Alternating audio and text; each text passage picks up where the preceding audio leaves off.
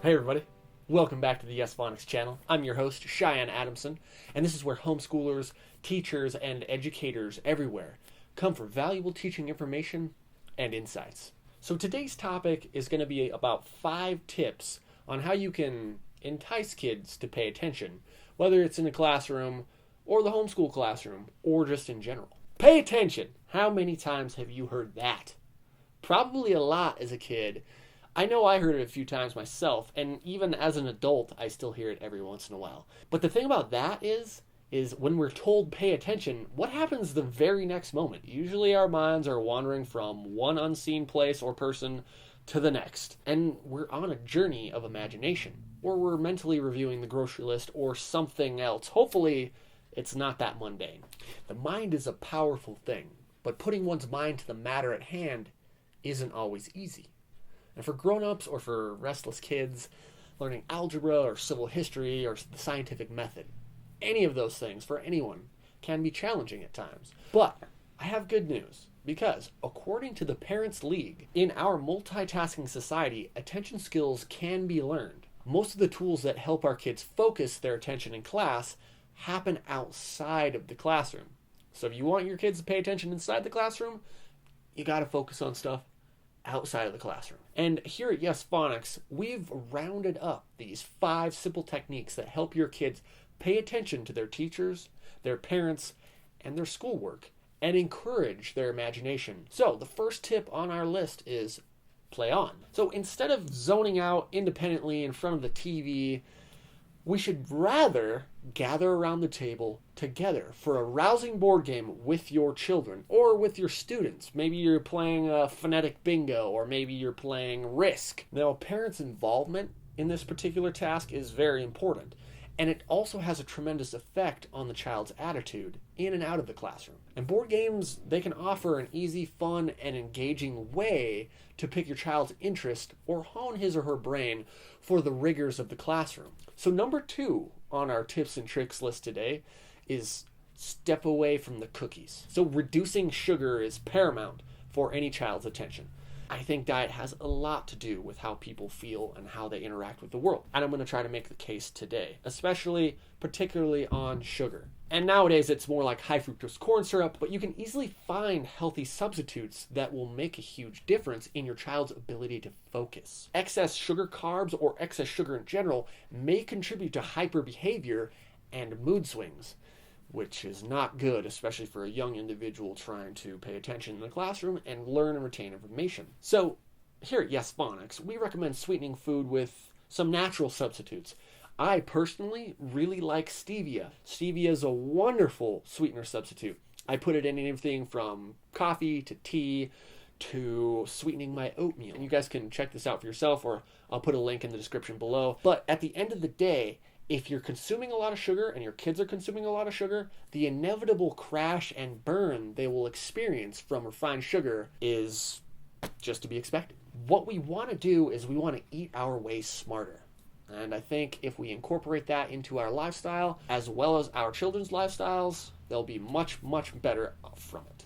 And number 3 on our tips and tricks list today is to move. Did you see this dance, Brandon? See that? Yeah, I don't want to. Now, look, we've got to insist that our children get some physical exercise every day.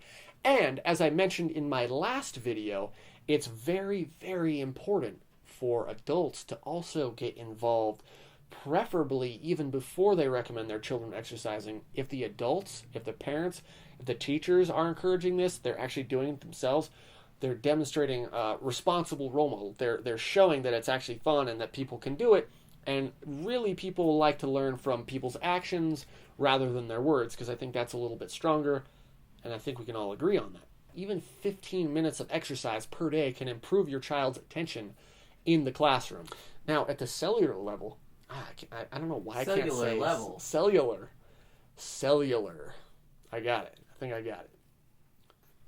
Right there, cellular. Now, at the cellular level, exercise encourages your brain to work at optimum capacity by causing nerve cells to multiply, which then strengthens their interconnections and it protects them from damage. Now, this comes from Dr. Joseph Mercola, who's also an MD, And he's also a New York Times best-selling author, and he's the Huffington Post 2009 Ultimate Wellness Game Changer. Now, when outdoor pursuits aren't an option, maybe it's snowing or raining, or kids just don't, for some reason, want to go outside, they can get their kicks in a healthy way by practicing Taekwondo, Kung Fu, Karate, Judo, Aikido, or Tai Chi, or some sort of martial art. And Parenting Magazine reports that many parents whose children have attention deficit or hyperactivity disorder, which is ADHD or ADD, report greater success with these programs because self-control and concentration are exactly the skills underdeveloped in ADHD kids.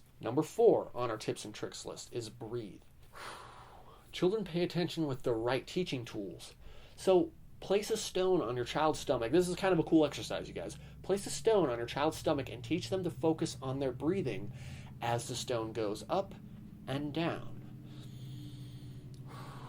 Don't roll those eyes now. I know this might seem kind of ridiculous, but try it.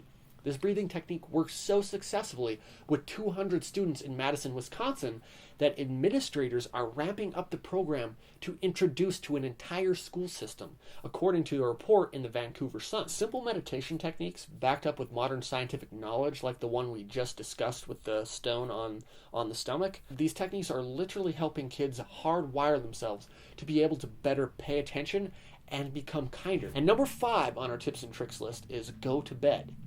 The National Sleep Foundation says that children between the ages of 5 to 12 anyway, need about 10 to 11 hours of sleep. This is really great advice for adults as well, you guys.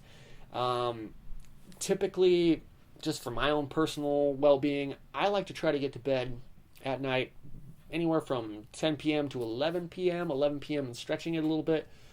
And I like to get up around 8 or 9. That guarantees me about 9 hours of sleep. So it really is about getting attuned to one's own body. Definitely sleep is one of the most important things you can get, and I highly suggest that you guys don't overlook it. To give your children their best chance to pay attention in school, make sure they're well rested, well fed, they get exercise, indoors or out, and engage their minds in productive, interactive games. Now, I realize all this might sound simplistic, right, you guys? And I'm sure most of you out there are fantastic parents and teachers and probably knew all this stuff already. But it's always good to kind of go over this stuff, have a fresh perspective, and listen to things that you may have previously known before, but they may have just kind of slipped in under the back burner, and now you kind of get a refresh and go, wow, okay, like these are some great tips and tricks. So anyways, that's it for today's video, you guys. I will catch you in the next video, and be well, my fellow educators. Talk to you soon.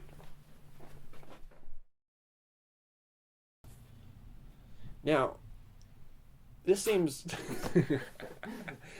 well, we got our bloopers, I guess.